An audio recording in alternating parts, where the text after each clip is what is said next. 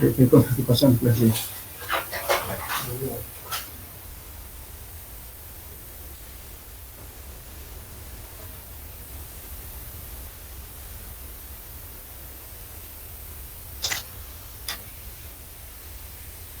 Hola, buen día. Buen día, ingeniero. Ingeniero, Bueno, ingeniero. Buen día, ingeniero. Sí, empezamos con la clase de hoy.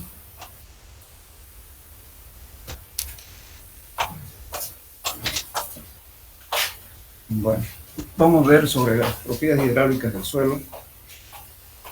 En la naturaleza,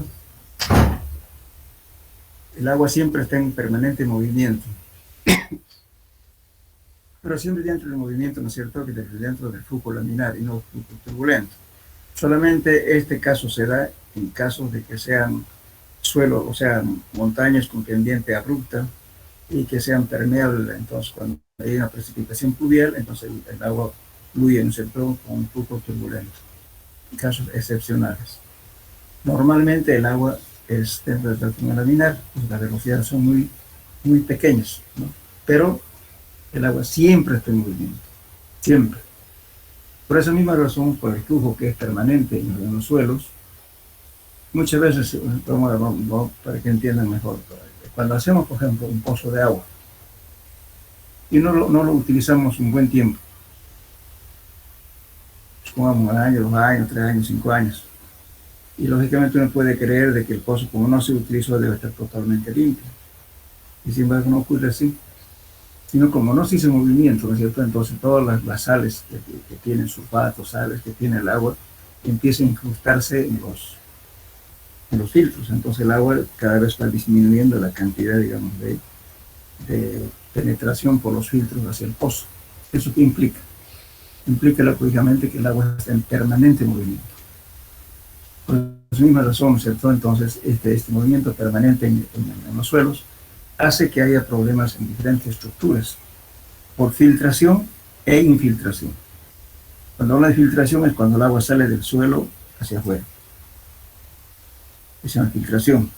E infiltración es cuando entra de una laguna y se entra hacia el suelo. Esa es infiltración. Son dos aspectos diferentes. Entonces, lo que vamos a ver en este tema, ¿no es cierto? Las propiedades hidráulicas, ¿no es cierto? Y los coeficientes de permeabilidad que ocurren en diferentes condiciones del suelo. Por eso, pues, si para entender el tema podemos decir, el flujo del agua, que puede tener dos tipos de flujo, laminar y turbulento. En caso de que los suelos, el escurrimiento a través de ellos está generalmente dentro del régimen laminar, en este caso. Raras excepciones está en régimen turbulento. Se puede dar en casos de gravas dispuestas en laderas, como decía, ¿no es cierto?, con pendientes bastante pronunciados. Ahora, el flujo laminar, bueno, ya saben ustedes de hidráulica, ¿no es cierto?, pero de todos modos, cuando ocurre el flujo laminar es cuando las líneas de flujo permanecen sin juntarse entre sí en toda su longitud, excepción hecha del efecto microscópico de la mezcla molecular. El turbulento ocurre cuando la condición anterior no se cumple, como en este caso, sale con mayor velocidad. Bueno, entonces la línea de flujo, o sea, las líneas de flujo son los caminos que recorre el agua, ¿cierto? Siempre tratando de recorrer la distancia más corta posible. Entonces, por eso dice, la línea de flujo se define como la línea ideal en que cada punto tiene la dirección del flujo, en el instante en que se trató. En todo punto, el vector de velocidad y la línea de flujo serán tangentes. Y entonces, lógicamente, viendo este tipo de problemas que ocurrieron, cuestiones de filtraciones, causado problemas de, qué sé yo, de fallos estructurales, etcétera, entonces Darcy, aplicando su ecuación de la continuidad, determina un método para determinar el coeficiente de permeabilidad. Entonces, lógicamente, para determinar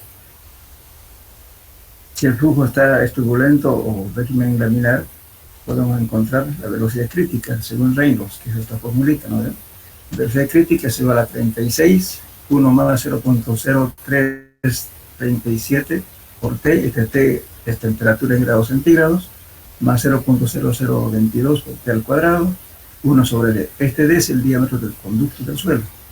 Esa es la velocidad crítica. Entonces, esta es la fórmula para poder encontrar la velocidad crítica. Bueno, entonces, como decía, por este problema, digamos, no todos los suelos tienen igual comportamiento de flujo dentro del interior del suelo. Va a depender mucho del tipo de partículas, de la compacidad, etcétera. De eso depende mucho la velocidad justamente del agua, porque en realidad el coeficiente de permeabilidad no es más que una velocidad que recorre el agua dentro de un suelo. Entonces, el flujo del agua a través de los medios porosos es de gran interés en la mecánica del suelo. Nos permite determinar las propiedades de un suelo que presenta al permitir escurrimiento del agua a través de él, siendo su grado de permeabilidad expresado numéricamente por el coeficiente de permeabilidad, que tiene unidades de velocidad, longitud sobre tiempo. Entonces, el conocimiento de la permeabilidad de un suelo es de importancia en diversos problemas prácticos de ingeniería, tales como drenajes, observaciones de niveles de agua, asentamientos, filtraciones. O sea, va a depender mucho, por ejemplo, si nosotros vemos, supongamos que vamos a hacer una estructura que sea, digamos, un lecho de arena que tenga agua. Entonces, cuando estamos aplicando la carga, ¿cierto?, inmediatamente la presión que ejerce esa estructura hace que haya interacción entre granos. Eso se llama presión efectiva o presión intergranular. Al haber esa presión, lógicamente, hace que haya disminución de la relación de vacíos. Pues para que haya disminución de la relación de vacíos, si es que hay agua, lógicamente el agua tiene que fluir, tiene que salir. Entonces el coeficiente de permeabilidad en caso de suelo granular es más grande. En cambio, en los suelos finos no. Por eso en los suelos granulares el asentamiento es asentamiento ordinario y rápido. En un suelo fino resulta que los espacios vacíos son más pequeños y las partículas de agua se adhieren a las partículas sólidas y por tanto su permeabilidad es muy baja. Entonces, la presión que se ejerza de una estructura en ese suelo, entonces su asentamiento va a ser mucho más lento, gradual, permanente.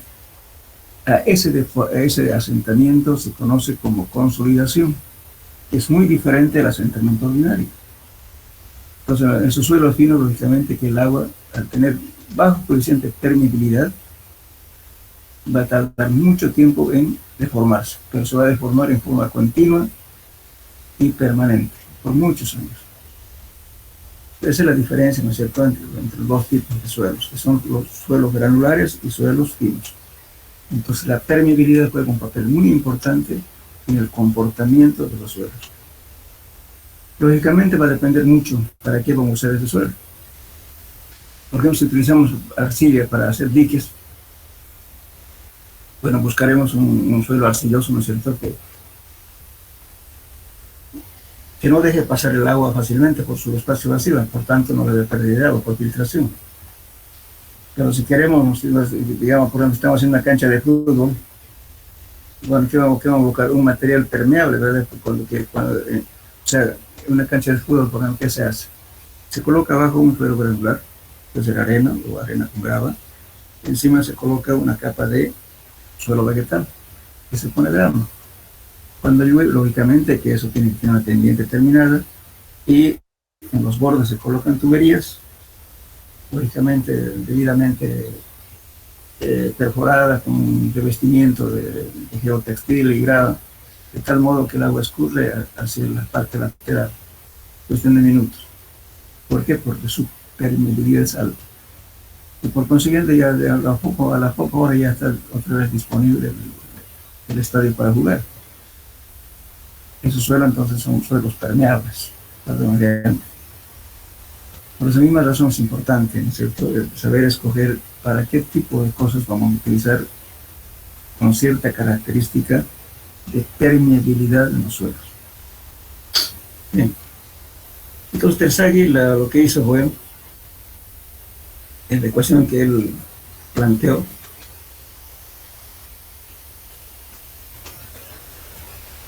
en el año 1856, investiga las características del flujo del agua a través de filtros formados por material estéreo, ¿no?, digamos, de la figura.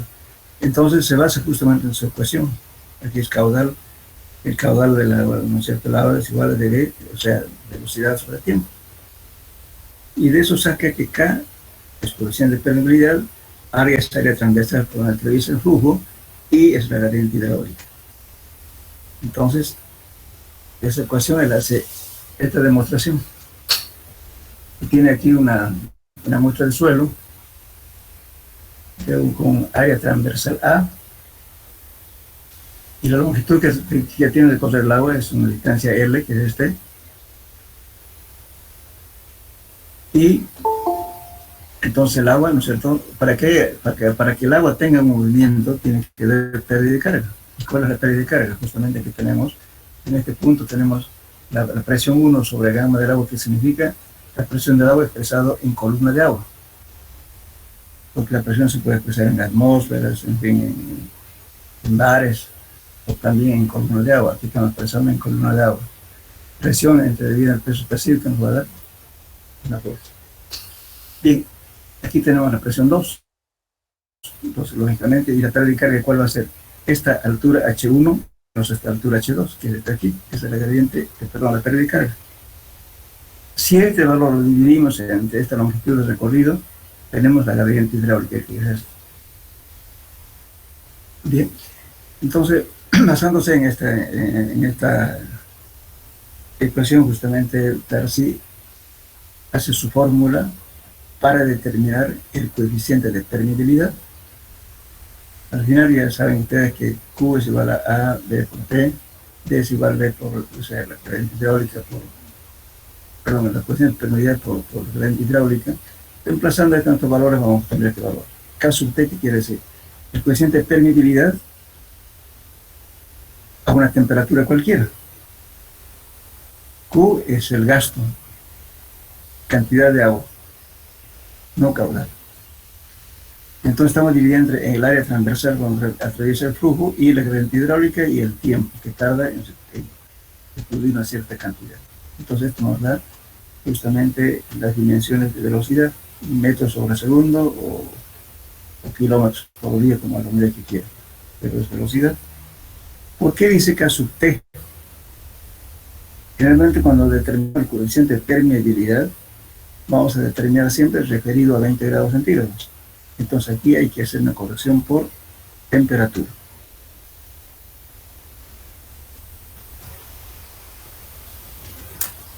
Y para correr por temperatura, tenemos lo siguiente. Para llevar al coeficiente que tendría de 20 grados centígrados, damos el coeficiente a una temperatura cualquiera multiplicado por alfa. Ese alfa es corrección por temperatura. Y la corrección por temperatura no es más que la viscosidad del agua a una temperatura cualquiera, dividido entre la viscosidad del agua a 20 grados centígrados. Eso es alfa. O en su defecto también pueden encontrar este valor. Si no conocen la viscosidad del agua, pueden utilizar la fórmula de Helmholtz y calculan esto. Estos constantes, este T que viene aquí, es temperatura de grados centígrados, y lo aumenta aquí. Entonces esto les va a dar la viscosidad del agua a temperatura que quieran calcular. Bien, la otra, ese alfa que estamos viendo, también se puede encontrar mediante esta abajo.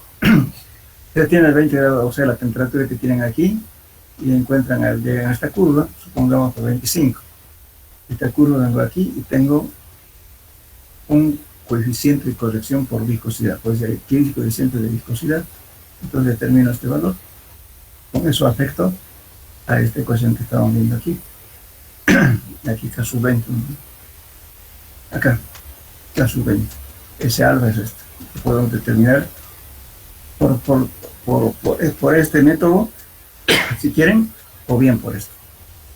Alfa viene a ser, repito, la viscosidad del agua a temperatura cualquiera y viscosidad del agua a 20 grados centígrados.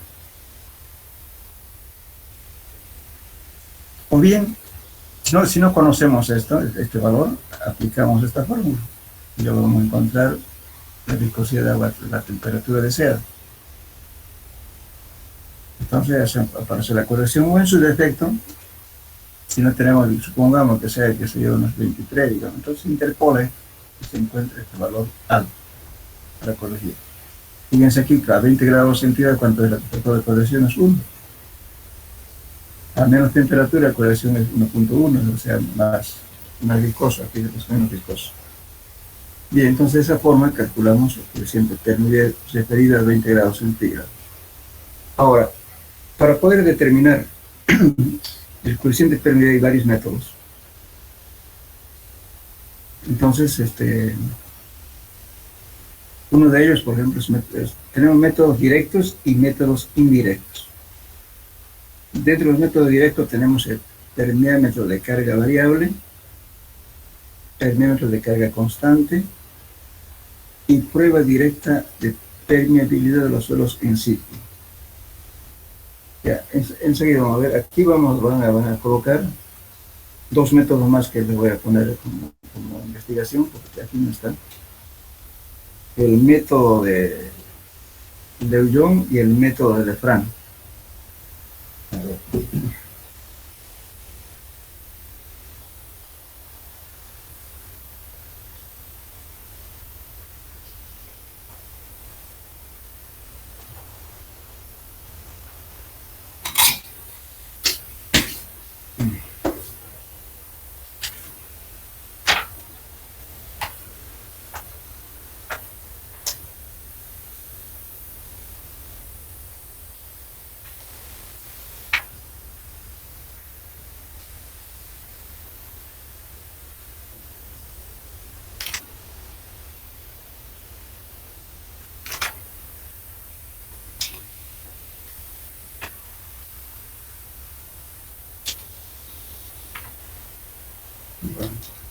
Entonces vamos a ver, primeramente, antes de entrar al tema, vamos a ver Vamos a describir los métodos que existen. El método que más en la práctica se utiliza es este método. Dentro de los métodos directos, el método que más se emplea es el método de carga variable o de nivel variable. También algunos ponen carga o nivel variable, en otra parte van a encontrar nivel variable. Aquí tenemos el método de carga constante o nivel constante. Este es el que más se utiliza, este método. Este método es para cualquier tipo de suelo.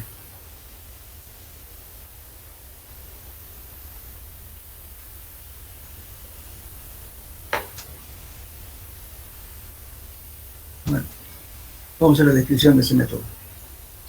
Y los métodos indirectos son métodos cálculo a partir de la curva gravimétrica, cálculo a partir de la prueba de consolidación y cálculo con la prueba horizontal de capilaridad. Son métodos indirectos. Vamos a ver el termómetro de nivel variable. Este es el esquema que corresponde a este método. Fíjense que tengo K sub T. A es el área transversal de la bureta, esta es una bureta graduada. ¿Saben qué es bureta, no es cierto? Hola. Sí, se escucha, ingeniero. ¿Saben qué es bureta? No, ingeniero. Bueno, si ustedes han ido al laboratorio de química, digamos, van a encontrar, este es un pedestal, ¿no es cierto? Es portabureta. Un pedestal, una plancha metálico, de madera también hay, y una varilla de metal con un gancho, con una pinza que agarra un tubo de vidrio con escala, ¿no? Puede ser, hay diferentes medidas, puede ser 100 centímetros cúbicos, 200 centímetros cúbicos, dependiendo. Entonces una bureta no es más que un tubo de vidrio con escala. Y aquí tiene una pequeña llave para cerrar y abrir la llave. Ese es bureta. Bien, entonces tenemos una bureta aquí, un porta bureta, y tenemos una bureta aquí. Muy bien, con su escala respectiva. Luego tenemos un cilindro, es del mismo molde. La ventaja de este tipo de ensayo es que utiliza los mismos cilindros de hacer el ensayo de Proctor para compactación. Entonces, mediante este método podemos hacer la permeabilidad a diferentes densidades. Entonces, la muestra es como repito, un molde, ¿no es cierto?, de Proctor para hacer la curva de compactación, la misma. Entonces, colocamos esto en una base y colocamos la muestra dentro de este cilindro. Entonces, este cilindro tiene la altura de la muestra, es una longitud L, que viene a ser este de aquí. El área transversal de la bureta es este A minúscula. Y cerramos herméticamente una vez colocado acá, lógicamente, aquí una piedra porosa, aquí un pequeño tubo, ¿no es cierto? Y su llave y una válvula para permitir salir el agua acá. Es una probeta graduada. Y colocamos el suelo aquí, vamos a tener área transversal A y la longitud que va a correr el agua desde aquí hasta aquí abajo. Eso es L. Bien, entonces tenemos también acá una manguera de goma que viene con la válvula que está aquí. Aquí es una válvula y un tubo que conecta justamente esta manguera de goma. ¿Para qué? Para que el agua ingrese por aquí y salga por acá. Pero previamente al ensayo, una vez que colocamos la muestra, tenemos que saturarla. Si no hay saturación, no hay flujo.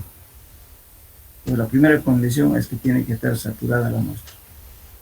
Entonces, para saturar, ¿qué hacemos? Pues le ponemos el agua en esta bureta, le dejamos que el agua ingrese por aquí. Y para acelerar la saturación, también esta probeta, como tiene aquí una piedra porosa, tiene una válvula aquí. Entonces abre la válvula y se coloca en un recipiente el termómetro con la muestra. Entonces el agua va a subir por capilaridad hacia arriba y el otro va a entrar de arriba hacia abajo. De tal modo que sea el menor tiempo posible para poder saturar el suelo. Es importante eso porque en arcillas a veces la saturación puede durar 15 días o más. En cambio, en suelos granulares la saturación dura pocos minutos.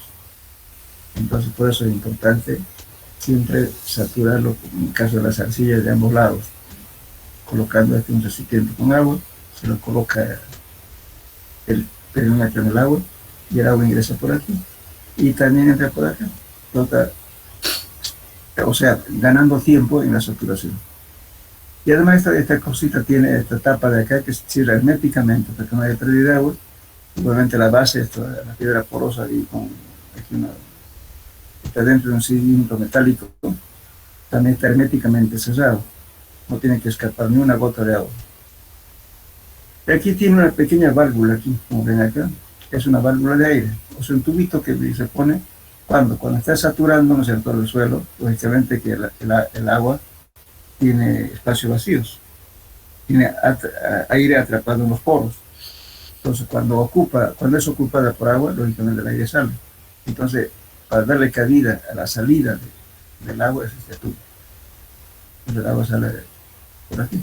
Perdón, la burbuja de aire sale por aquí. Bueno, de ese modo hay que saturarlo completamente el suelo en este cilindro o el permémetro que llamamos aquí. Una vez que esté saturado, entonces procedemos al ensayo. Una vez que esté saturado, entonces lo primero que se hace es cerrar esta válvula para que el agua ingrese totalmente aquí, esté ocupado hasta acá. En ese momento, ¿no es cierto?, ya tomamos un punto de referencia y medimos la altura H1, que viene a ser este de aquí. Y ponemos el cronómetro en 0. Luego abrimos esta válvula de aquí para que el agua salga por acá. Y vamos controlando el tiempo, cuántos minutos va a tardar o segundos en bajar hasta una cierta altura. Eso lo voy a llamar H2. Entonces cierro la válvula y marco H2. Entonces aquí está el H2. Entonces, para hacer las pruebas generalmente siempre se maneja estos niveles constantes. Por eso es importante cuando se está haciendo el ensayo que hay solamente un observador. Siempre se toma tangente a la burbuja. Entonces aquí vamos a tener H1 y también vamos a tener H2. Aquí tenemos ya el logaritmo natural de H1 sobre H2. Y este T es el tiempo que tarda en escurrirse esa cantidad de agua, desde aquí hasta aquí. Que se mide en la laboratoriamente tiene que cumplir que la cantidad de agua que entra tiene que ser igual a la cantidad de agua que sale. Tiene que cumplir esa condición. Entonces, con eso estamos tomando punto de referencia. Fíjense que puedo ver si tengo una mesa aquí, pongo una regla acá y lo voy a medir H1 y lo voy a medir también H2. Se pone un punto de referencia. Muy bien, entonces con eso determino y a la fórmula. Este A, como repito, es el área transversal de la donde en el cilindro donde está la muestra. Y T es el tiempo de escurrimiento. Con eso calculo el coeficiente de permeabilidad. ¿Y caso T qué significa? T, lógicamente aquí voy a colocar un termómetro y voy a medir a qué temperatura está el agua con la cual estoy haciendo el ensayo. Entonces, en base a la temperatura que me indique, entonces yo tengo que hacer la corrección por algo.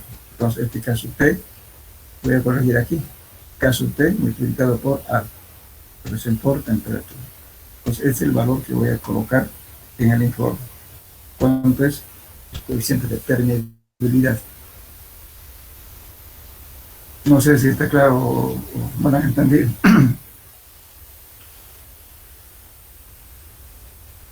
Lo que hay que tener cuidado.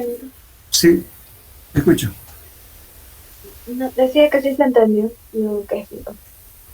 ¿Entendió, no? Ahora, escúchame, cuando es arcilla, generalmente va a estar varios días, ¿no es cierto?, aquí el agua entrando de a poquito y también va a salir poquito.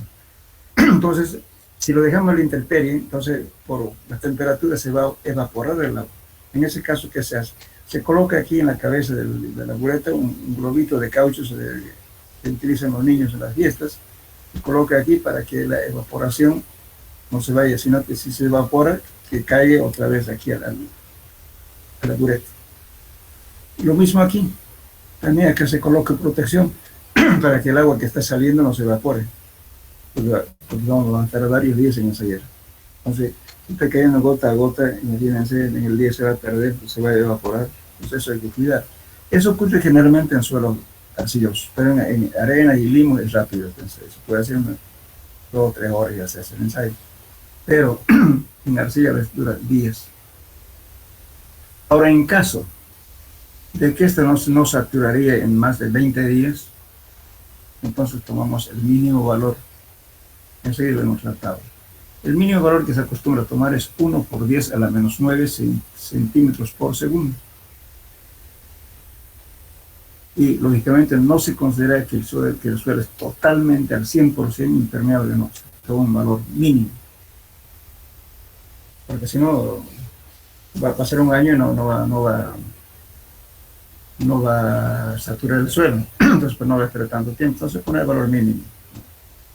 Entonces, con eso trae lógicamente un valor muy bajo, 1 por 10 a la menos 9 centímetros segundo. Entonces ese es el método del nivel variable o carga variable.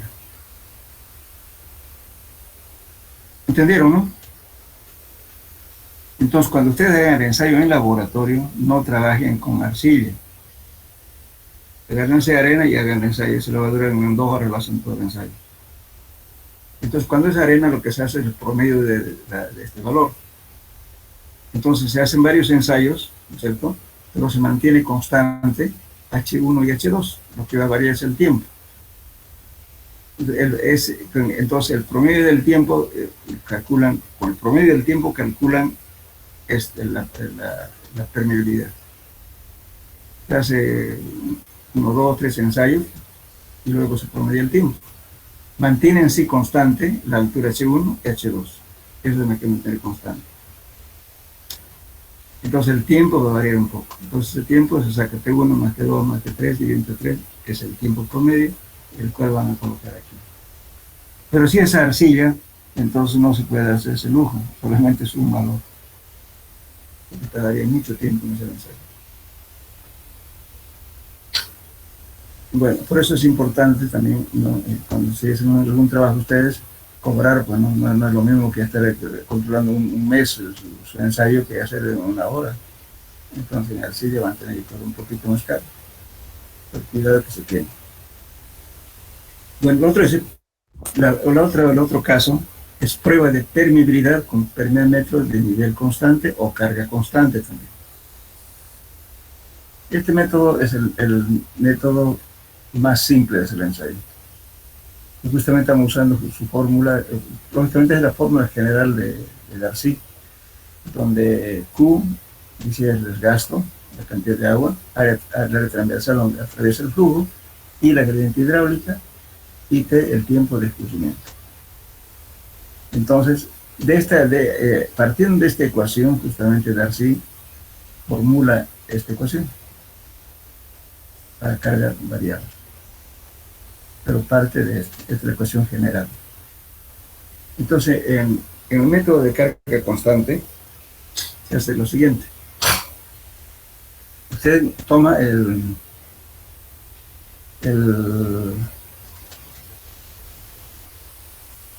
este ensayo. ¿Por qué se llama carga constante? Puede haber este modelo o este modelo. Hay varios modelos para hacer, pero el principio es el mismo. Es el método más simple. Si ustedes quieren, pueden hacer con tubería de desagüe fluvial. Entonces, ¿qué hacen aquí? Aquí el agua donde va a estar el nivel constante, lógicamente esto van a alimentar con un grifo permanente, por eso se llama carga constante. Entonces aquí van a colocar un grifo que permanentemente va a mantener el nivel de agua. Y aquí colocan la muestra. Aquí está la muestra. Y tiene un área transversal A, que es este de aquí. Y L es la distancia que recorre la partícula de agua desde aquí hasta aquí. Eso es L. ¿Para qué es L? Para encontrar la gradiente hidráulica. Y entonces I va a ser igual a la diferencia de alturas, en este caso H, Así que viene a ser, aquí está en este nivel y aquí está en otro nivel, el agua está saliendo por aquí y aquí una probeta que está recibiendo esa agua que sale. Entonces aquí vamos a ver, ¿no es cierto? Aquí no podemos decir que la cantidad de agua que entra, igual que sale, no podemos medir eso. No, aquí está, el agua está permanentemente rebasando acá. Entonces solamente se toma en cuenta la altura, la diferencia de altura del nivel de agua con respecto al nivel de agua que está aquí en la otra salida. Y se pone una probeta graduada aquí. Entonces medimos el tiempo que tardó en reunir esa cantidad de agua que se mide aquí. Entonces este Q es eso, gasto o cantidad de agua, no es caudal. A es área transversal, repito, de la muestra que está aquí, y la gradiente hidráulica, que es este H, la diferencia de alturas, dividido entre esta longitud del recorrido. T es el tiempo que tardó en reunir una cierta cantidad en este recipiente. Es una probeta graduada. Y la temperatura también lo hacemos lo mismo. Ponemos aquí el termómetro y medimos la temperatura para hacer la corrección y llevarlo acá a sub 20.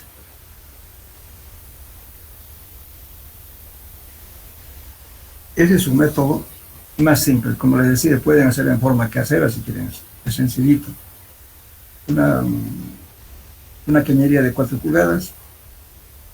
Aquí le colocan una pequeña malla, número 200. Aquí también número 200.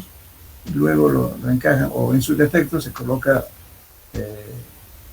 un papel filtro aquí, para que no haya desmoronamiento de la, porque esto solamente sirve para suelos granulares, no sirve para suelos químicos, si acaso, solo para suelos granulares. Entonces, para que no haya, si yo estoy metiendo agua por aquí, entonces lógicamente esto se va a desmoronar, y tal vez también aquí si hay finos, entonces va a llevar también aquí. Entonces, se coloca en ambos extremos, se coloca un papel filtro o una malla infinita, para que no haya acarreo de finos. Entonces el agua está entrando por aquí y está saliendo por aquí y recibe el agua por acá. Este es equipo sencillo, fíjense, como les repito, pueden armarlo si quieren con aquí un codo, aquí otro codo y una cañería aquí que lo van a medir. Es sencillo, se ve. Pueden hacer en forma casera. Lo único que mide que vamos a hacer es simplemente saber esta longitud de recorrido, el diámetro de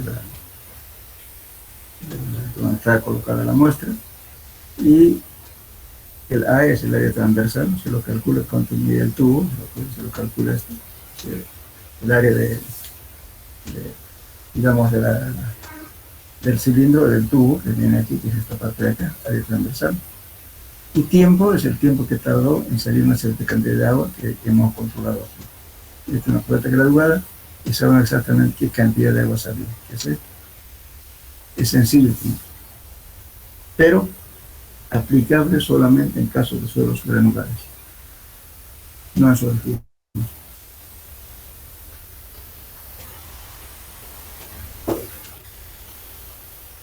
Lógicamente también le puede calcular, y aquí vamos a hacer también la corrección. K sub 20 va a ser igual a KT, este K que estamos calculando mediante esta fórmula, multiplicado por A, es corrección por viscosidad, debido a la temperatura.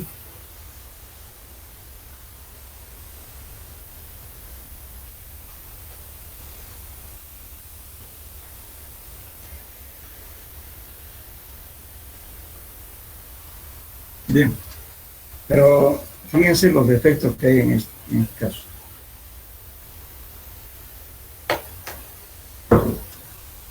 Uno, el aire englobado en la muestra, o sea, la cantidad de aire que puede tener aquí en la muestra. La gradiente hidráulica, ¿por qué? Porque justamente esta gradiente, o sea, el escurrimiento de esto es liso. En cambio, en la realidad, en el terreno, tiene rugosidad. Entonces el agua también, o sea, el agua es agua potable, pero a veces el agua en el lugar es diferente. Entonces por eso no es, o sea, no es tan igual, digamos, ¿cierto?, como ocurre en el sitio. Y también la muestra se presenta, o sea, muestras representativas, puesto que la permeabilidad varía de trecho en trecho, o sea, una parte puede estar con mayor densidad, otra con menor densidad, otra de las fallas. De repente tiene aquí unas partículas, ¿no es cierto?, que se grava, digo, arena con grava. Las gravas generalmente van a estar echadas, ¿se cuenta? Entonces el flujo horizontal va a ser mayor que la vertical. Hay una serie de cosas, ¿no es cierto?, que es origen, pero lo que estamos obligando en el laboratorio es tratar de hacer algo que se parezca a la realidad. Entonces, son uno de los factores que uno no es un reflejo exacto de lo que ocurre en la naturaleza, es aproximado. Bien. ¿Entendieron los dos métodos o no? Para que les explique.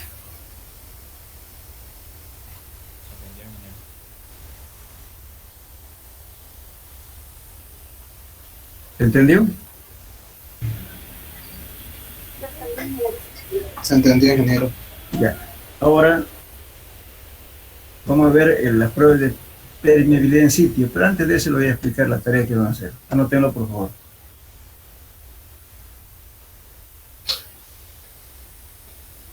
Indicar el procedimiento para determinar el coeficiente de permeabilidad por el método de LeFranc, L-E-F-A-R,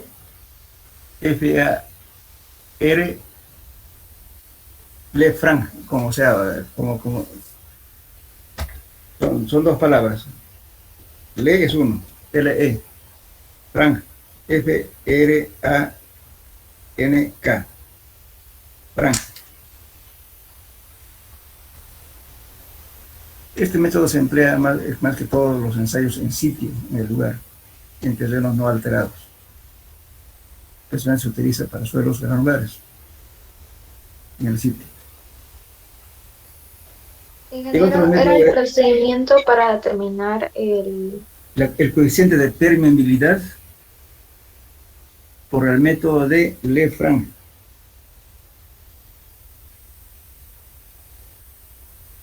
Está bien. Ya, ahora, el otro método, también lo mismo. Indicar el procedimiento para realizar el ensayo de permeabilidad por el método de Leuillon, L-E-O-G,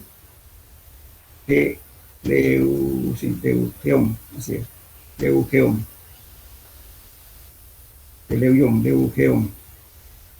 escribe Leuillon. Este método, le voy a explicar la diferencia. Este le decía, bueno, el método de LeFranc es para suelos granulares y para determinar in situ. El método de Leuillon especialmente se utiliza en rocas. Supongamos que estamos en rocas tanto para represas como para túneles. ¿Y en qué consiste el método? Más o menos, porque al final de cuentas te lo van a leer. Pero más o menos ese método, ¿en qué consiste? El método de LeFranc es sencillo, se hace un agujero, se mete en tubo y van a medir los caudales en función del tiempo. Eso es sencillo. En cambio, el método de LeFranc es un poquito más moroso. Entonces, ¿qué se tiene? Supongamos que estamos haciendo una represa. Queremos ver si va a tener filtraciones o no. No filtraciones, sino infiltraciones. ¿Qué es lo que queremos hacer, no es cierto? Vamos a escoger un lugar más angosto, ¿no es cierto? Y para cesar, ya sea con hormigón o con tierra, ¿no es cierto? Puede presa de tierra, puede presa de hormigón. Pero si lo cierran, lógicamente el nivel de agua va a subir y va a haber presiones laterales. De repente esas presiones laterales son tan fuertes, ¿no es cierto?, que el agua se va a infiltrar hacia la parte lateral. Y por consiguiente, ¿no es cierto?, va a haber pérdida de agua por infiltración. Yo tengo que medir eso. Si lo puede considerar como suelo apto o como material apto para hacer mi cierre, o tengo que hacer algún tratamiento. Entonces, esta prueba se hace lo siguiente: primeramente se agarra, ¿no es cierto?, se perfora con corona de diamante. Podemos hacer las pruebas cada cambio de material o cada metro o cada 2 metros. dependiendo de la formación geológica. Entonces perfora a rotación con diamante y luego se saca la herramienta, donde quiero hacer la prueba. Cierro la herramienta y coloco un tubo de alta presión y un packer. El packer es como, hablemos en el término más creíble, digamos, más criollo. En vez de hablar de packer, voy a hacer un tapón, un retén, por último. Pongo el tubo, lo pongo con un anillo así, que me cierre herméticamente eso. A través de ese tubo voy a meter agua de alta presión. Esa presión que voy a meter de agua está simulando la presión que puede tener el agua, ¿no es cierto?, de la embalse del agua, cuánto de presión va a haber, va a ejercer sobre las paredes, esa presión trato de simular. Entonces voy a meter el agua, ¿no es cierto?, a través de un tubo o una bomba de pistón, no una bomba centrífuga. La bomba centrífuga es aquella bomba que conocen, la motobomba, ¿no es cierto? La motobomba que es una hélice que con la espalda del hélice da golpes, ¿no es cierto? Y eso que hace que bombee. En este caso es pistón, tipo inflador. Entonces eso usted lo puede regular alta a las presiones que quiera. Acelera el motor, le da mayor presión. Ya acelera, menos presión. Entonces se va a meter el agua a través del tubo con alta presión, a la presión ya requerida. Muy bien. Entonces, ¿qué tiene que tener? Un medidor de presión, para saber con cuánto de presión está metiendo el agua. Y además va a tener que tener un medidor de agua, para saber qué cantidad de agua le está metiendo.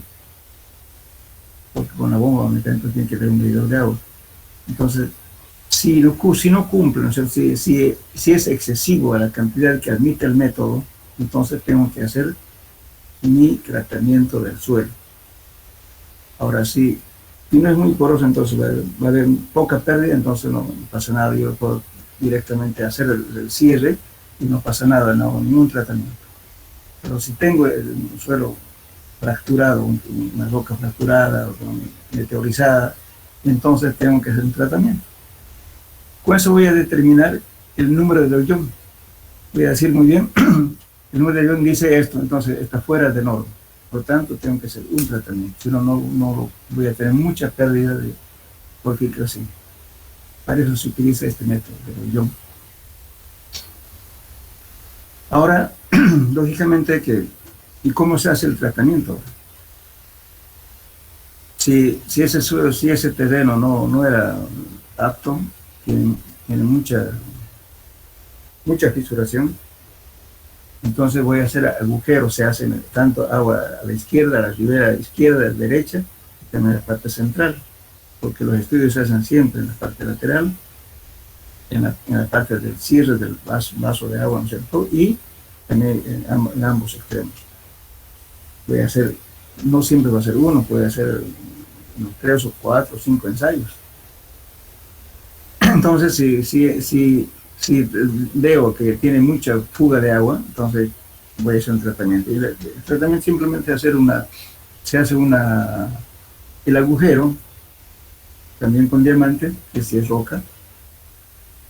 A través del agujero voy a inyectar lechada de cemento con alta presión.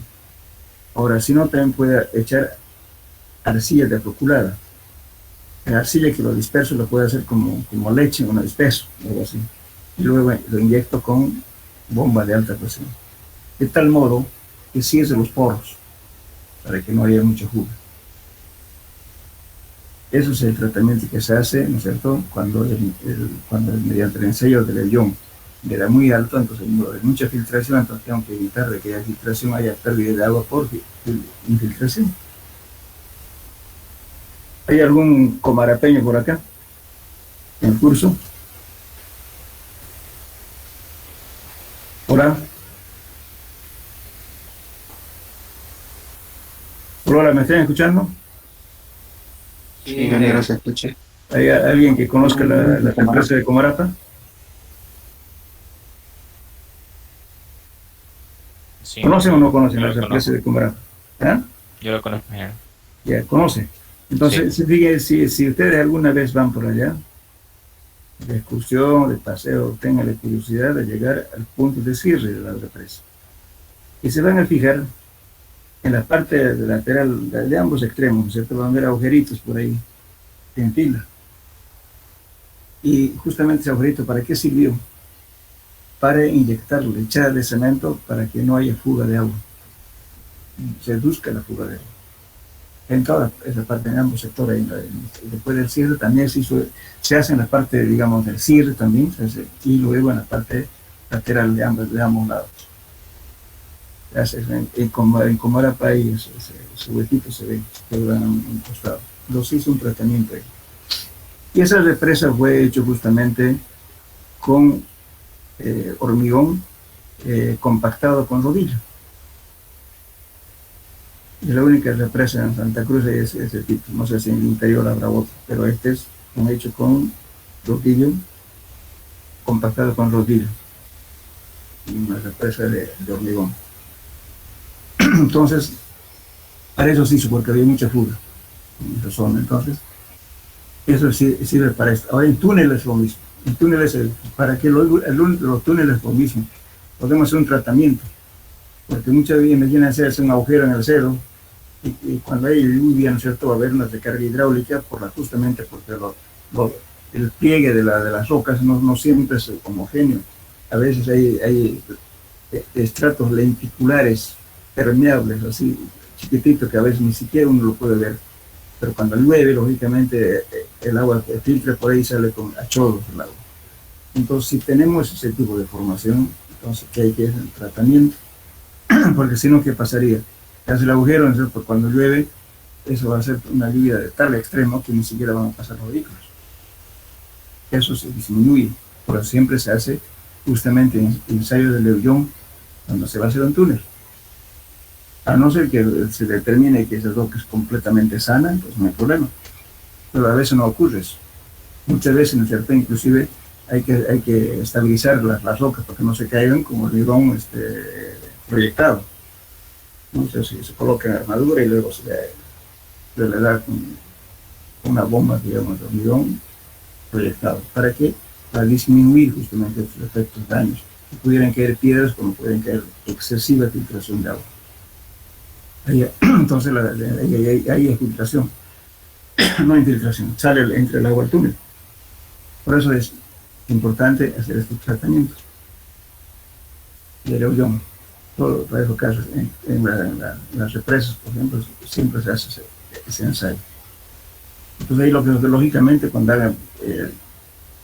yo les comento esto porque una vez un joven que se adjudicó un trabajo en Sucre, como decimos, todo el cálculo, incluyendo estudio de suelo, todo lo demás. Entonces cobró tan barato, no tomó en cuenta justamente de este conocimiento que estoy hablando. En su posición fue mal asesorado, no sé qué pasaría. Pero la cosa que le pidieron justamente en los requisitos estaba hacer el ensayo de Leuillón. Bueno, cuando cotizó el ensayo de Leuillón, no, pues, era harta plata. O sea que ni con todo el proyecto que iba a hacer no iba a alcanzar a pagar justamente ese trabajo de determinación del ensayo de Leuillón, porque había que perforar, creo que era alrededor de 25 metros, creo que era, no sé, podía hacer las pruebas, le salía carísimo. Entonces, no sé qué hacer. Entonces hay que ver, siempre hay que leer bien los especificaciones y determinar esas pruebas son caras. Varias personas han fracasado por ese problema de no saber los requisitos, qué es lo que se tiene que hacer. Siempre es conveniente que ustedes vean. Bueno, la represa ya también, aquí lo ven ustedes de roca, pero de repente la roca está fisurada. Entonces cuando hay presión, cuando sube el nivel de agua a subir y una tal presión tan grande de esa masa de agua, se infiltra mucho y hay una pérdida de agua. Entonces se determina mediante este ensayo de Leuillón. Para eso sí. Eso me lo van a escribir, no lo puse aquí, no olvidé colocarlo. Pero de todos modos, háganlo como tema de investigación. Y me lo completan cuando les dé la pregunta del cuestionario. Me lo ponen al final. ¿Una pregunta?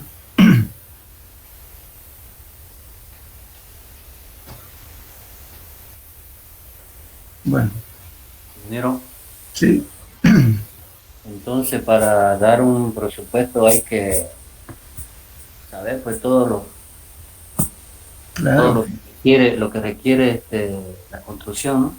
exactamente. Tienen que saber qué tipo de formaciones te añaden, porque primeramente tienen que saber si usted, imagínese usted va a hacer 40 metros de altura, digamos, de columna de agua, imagínese la presión. Entonces el agua se va a infiltrar. Y lógicamente que ahí va a haber pérdida de agua, y por tanto no estaba presupuestado ese ensayo. Lógicamente el que se adjudica el trabajo también tiene que saber que tiene que hacer tratamiento, porque esa lechada ya no lo va a hacer el consultor que hace el proyecto, sino lo va a hacer ya la empresa constructora. Entonces ahí, eso son costos caros, no son tan baratos. También es importante en una represa por el Chiquitanía pasó lo siguiente. Cuando se hicieron el cierre, la empresa se perdía el agua, pero no era por el cierre, sino justamente en el vaso. El vaso indica, ¿no es cierto?, toda la masa de agua, y había problemas de fisuración y por eso se iba el agua. Entonces el estudio para una represa no es nomás solamente trabajarlo en el sitio, sino hay que hacer estudios también en el vaso, porque puede ser que la masa de agua sea tan fuerte la presión que el agua se infiltra. Esa cosa hay que estudiarlo. También tienen que estudiar ¿cómo se llama? La colmatación. O sea, la cantidad de barro o de arcilla que puede traer un turbión, la cantidad de materiales gruesos que trae. De repente trae tal volumen de su material, en pocos años después va a estar lleno de piedras y lodo. Todas cosas se hace un estudio para la represa. Bien. Ingeniero, ¿cuántos días hábiles es cuando se recibe un contrato para uno tener toda la información? ¿Hay algún día? Pero claro, generalmente, por eso digo, ¿no? Usted hace la conciencia de las cosas. Hay mucha gente que inventa para algunos valores. Por ejemplo, entonces en ese caso, ¿no es cierto? Lo que hay que hacer es calcular, por ejemplo, cuántos días le va a llevar el estudio de suelos. Mínimo va a ser por unos 20 días, tal vez un mes. Hay que ser varios. Generalmente en un lugar donde las represas no son para accesibles, hay que hacer hasta camino para ayudar, porque hay que llevar un equipo grande. Y eso es pesado. Hay que hacer accesos. Y más le lleva tiempo. Y lógicamente después todo el asunto del cálculo tal vez sea menos tiempo, pero hay trabajo de campo que es importante como datos para poder calcular la represa. Por lo menos va a durar un proyecto de ese tipo, un medio año tal vez. No es sencillo hacer eso.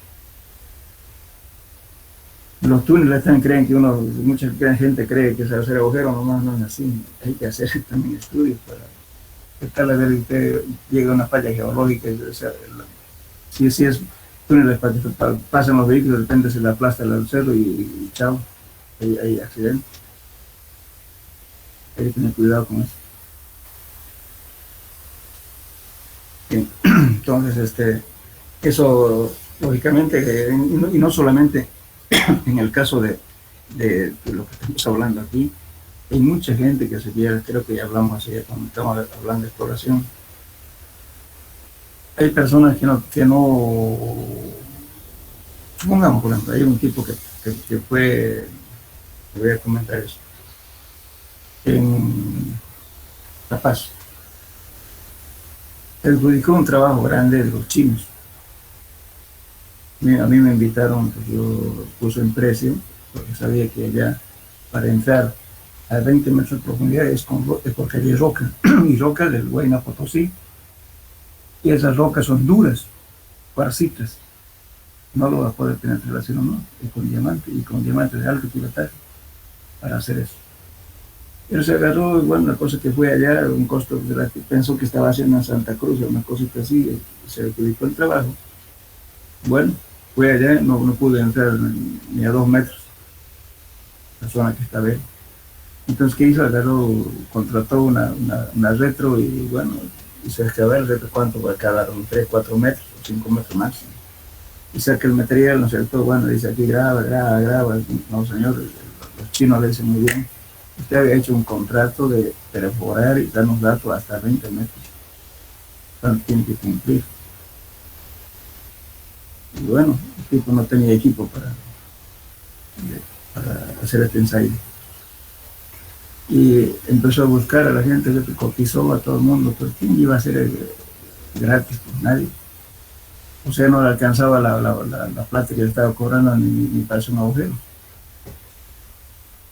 ¿Se encuentra? Imagínense, un SPT normal puede costar alrededor de, digamos, que sería 35 o 30 dólares, algo así, por metro.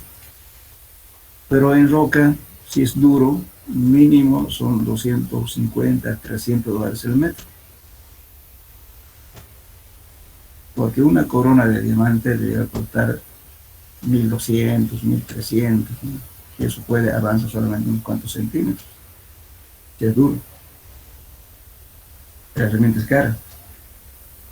Entonces, y por ahí vaya la cosa. Por eso siempre es conveniente ver la cosa. No les atemorizamos, sino no les pase a ustedes que no saben qué hacer. Una cosa firmado, ¿qué van a hacer? Pero tienen cuidado con eso. Por eso siempre es bueno indagar que hay en esa zona, ¿no? Que siempre hay referencias.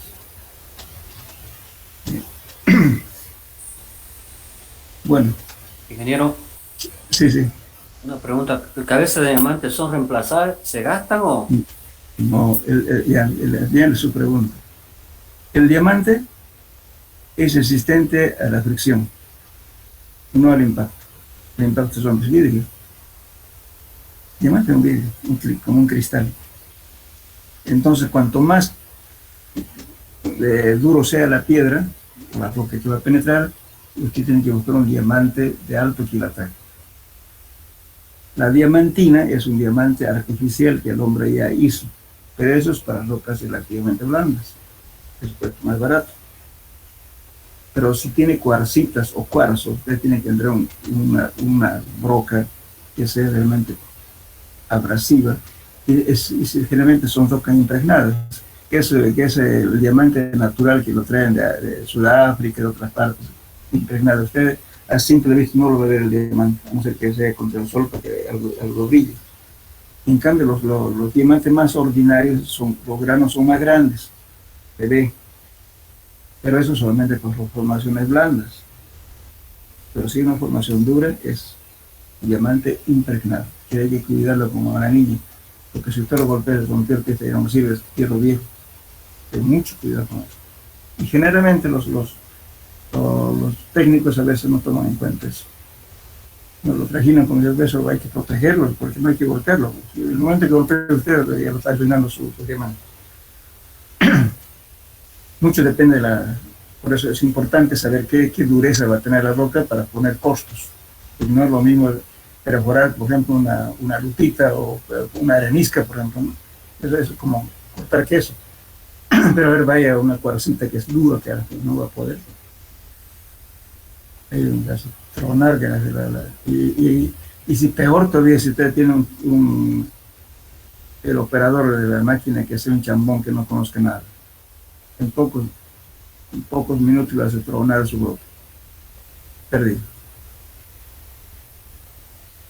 Así es, muy importante por eso, cuando uno hace un trabajo, traer gente capaz, no trabajar con aprendiz. A no ser que sea arenisca, eso es pichando, pero cuando son formaciones duras, pegadas, entonces hay que traer gente que sepa. ¿Por qué? Porque tiene que ver la velocidad, la presión que va a aplicar para el corte, en fin, saber escoger la roca. No es cualquier roca para todos los casos. Pues hay mucha gente que fracasa, ¿no? Se emociona y compra su equipo, que se iba a hacer dos trabajos y en el tercero ya fregó. ¿Por qué? Porque no supo manejarlo, o sea, no conoce el tema. Bien. ¿Alguna pregunta más?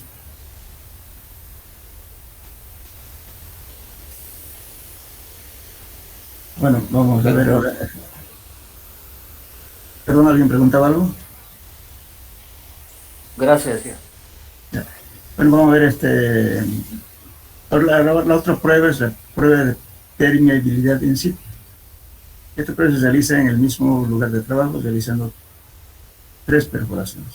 Fíjense, aquí tiene una perforación principal, por eso aquí dice boca de pozo principal.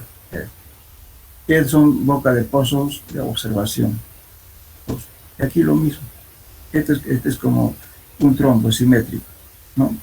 Entonces, estos son el nivel de agua. El nivel de agua es como un trombo, repito, no son líneas rectas, sino varía. Entonces, ¿qué hacemos para esto? Hacemos una perforación, vamos a ver 2 tipos de flujo, flujo confinado y flujo no confinado.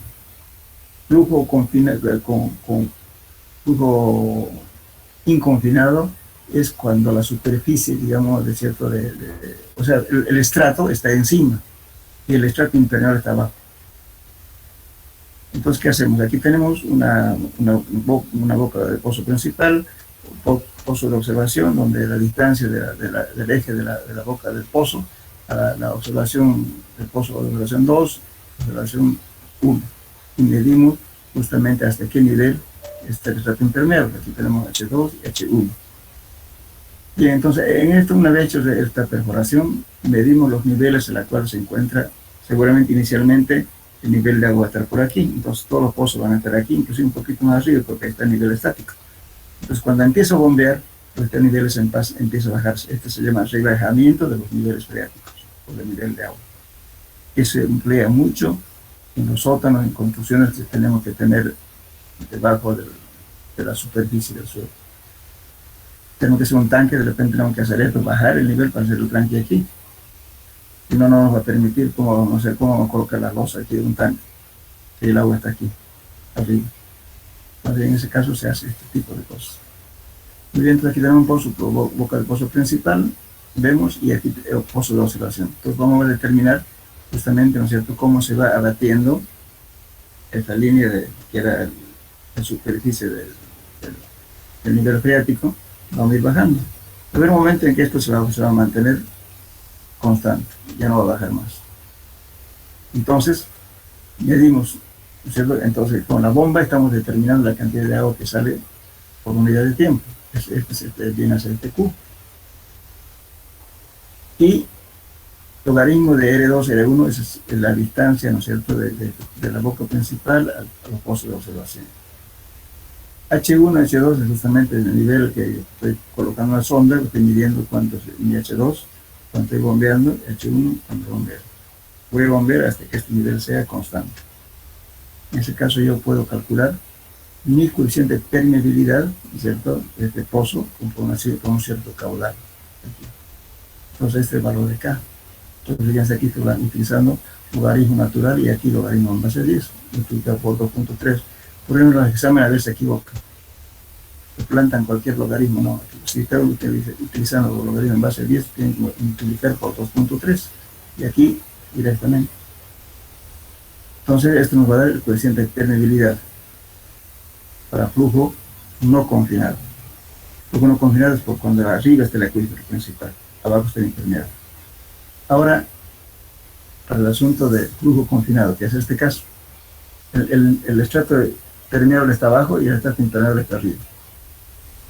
Entonces, en ese caso, lo mismo, ¿no es cierto? Medimos la altura que queda del estrato impermeable al estrato permeable, hasta la punta que uno hace el pozo. Hasta ahí lo consideramos este D. Y H1 es hasta la misma distancia, ¿no es cierto? Este H1 dependiendo de cómo va bajando este nivel. H1, H2. Entonces, para ese caso, utilizamos esta ecuación. Q, 2 pi por D, el D es donde acaba el estrato impermeable, a la profundidad que nos perfora, etc., en el estrato permeable. Logaritmo de R2 sobre R1, igualmente dividido entre H2 al cuadrado menos H1 al cuadrado. Con eso calculamos el flujo confinado. La ventaja de este flujo confinado, si hacemos pozos de agua, podemos tener surgencia. ¿Y qué es surgencia? El agua sale por sí sola, no necesita bomba. En cambio, el flujo no confinado sí tenemos que usar bomba. siempre, en cambio aquí no. Justamente en Santa Cruz hay varios lugares donde tienen esta ventaja. En Okinawa, por ejemplo, en Santa Fe y Apacaní, en Aguaí, San Pedro, Chané, en la zona que hacen un agujero bien hecho, el agua va a salir solo. Es este caso. Encima está estrato impermeable y abajo está estrato permeable. Lógicamente hay que tener cuidado al hacer el pozo, de tal modo que no se sobrepasen. Si pasamos mucho de repente por aquí en el acuífero malo, entonces el agua en vez de salir para arriba, va a salir para abajo. Entonces, ¿por qué ocurre eso justamente cuando hacemos una línea de presión? Imagínense ustedes una inclinación que venga así. Lógicamente a veces es imperceptible, ¿no? Porque viene de mucha distancia. Entonces, ¿qué pasa? Todo el estrato impermeable está encima, pero todo el estrato permeable está abajo. Entonces, le hago un agujero aquí, ¿no es cierto? Si el nivel de agua está acá arriba y hay un agujero más abajo, ¿qué va a pasar? Por diferencia de alturas, el agua va a tender a salir a la misma altura que estaba en otro punto. Eso es lo que da la surgencia, el agua sale solo. En Okinawa, por ejemplo, ¿no? Los japoneses tienen para su sembradío, todo lo demás tienen surgencia. Por eso les sale económico tener agua. Porque para su chaco agarran para fumigar, por ejemplo, ¿cierto? Se hacen un pozo y bueno, inclusive le ponen una llave de control para que no pierdan mucha agua, porque todo eso sale día y noche. Le ponen una llavecita para que solamente la abren para que salga el agua cuando yo necesito. Tienen este tipo de formaciones. Por eso tienen criadero de peces, camarones, todo lo demás, porque por tener agua es gratis, ¿no? Porque el agua sale por eso solo. Bien, para terminar esto. Lógicamente que estos rebajamientos de los niveles, ¿cierto? Tiene su límite. Eso se llama radio de influencia. Si yo tengo otro pozo por acá, se pueden superponer estas líneas. Entonces yo puedo calcular el radio de influencia. El radio de influencia según Sichar es R 3000 H menos HC por raíz cuadrada del coeficiente de permeabilidad. ¿Y qué es H? Altura de nivel de agua en el pozo de observación hasta el estrato impermeable. Entonces, teniendo de este pozo de observación es H hasta. Ahora, el HC, altura del nivel dinámico en el pozo principal. Altura dinámico, cuando coloqué una bomba, ¿no es cierto? Supongamos aquí, voy a poner una bomba, ¿no es cierto? Y voy a bajar hasta una cierta altura. Eso es el nivel dinámico. Eso es lo que mido aquí, eso significa HC.